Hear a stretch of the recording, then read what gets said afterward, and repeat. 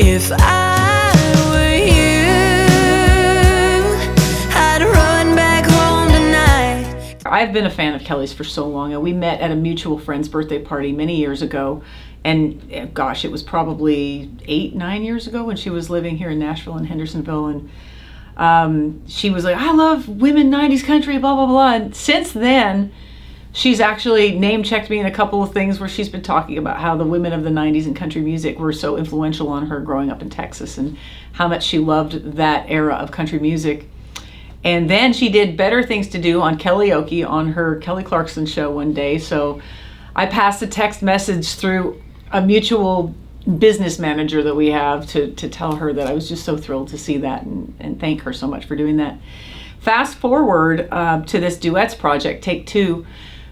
We were going through people, you know, my wish list of people, and Kelly was one of them. And it just so happened that we were trying to figure out how to go about asking or getting through to her.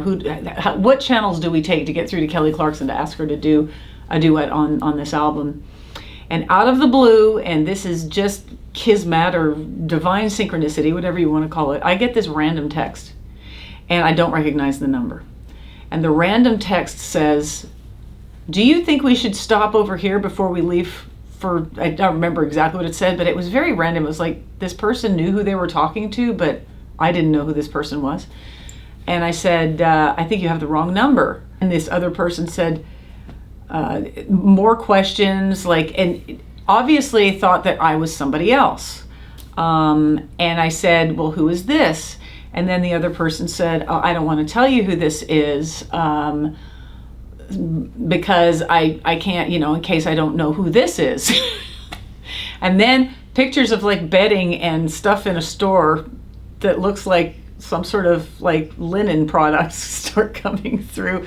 And then I started to wonder who it could be. And then I thought, maybe that's Kelly Clarkson, because I know she has a line of products. And so I texted my business manager and I said, is this Kelly Clarkson's phone number? And then the other person on the other end of the text said, is this Terri Clark? And I was like, oh my God, somebody's gotten a hold of my number and I don't know who it is. And so I said, I don't know who this is, and I'm driving and I can't answer you. I sort of was like, this is a crazy person that's got my number. I don't know what's going on here. Texting me Kelly Clarkson's bedding line. I don't know what's happening. And so I texted my business manager and said, is this Kelly Clarkson's number? She said, that's not the number I have for her. And I'm like, well, who the heck is this?